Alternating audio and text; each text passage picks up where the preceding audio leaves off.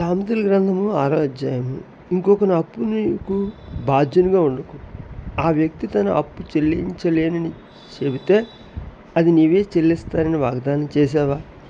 మరో మనిషి అప్పులకు నిన్ను నీవే బాధ్యునిగా చేసుకున్నావా? అలాగైతే నీవు పట్టుబడ్డట్టే. నీ మాటలే నిన్ను చిక్కుల్లో పెట్టేశాయి.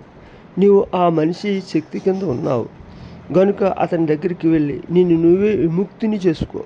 అతని బాకీ నుండి నిన్ను విడిపించమని నీవు అతన్ని బ్రతిమాలు. నిద్రపోయి విశ్రాంతి తీసుకునేంత వరకు వేచి ఉండొద్దు. వేట గాని బారి నుండి తప్పిపోతున్న లేడి వలె ఆ ఉచ్చు నుండి తప్పించుకో. ఆ ఉచ్చులో నుండి పారిపోతున్న పక్షి వలె నిన్ను నువ్వే విడుదల చేసుకో. దయతో గమనించమని మనం చేస్తూ ఉన్నానండి. మనం మధ్యవర్తిగా ఉండకూడదు. దేవుడు మిమ్మల్ని దీవించిన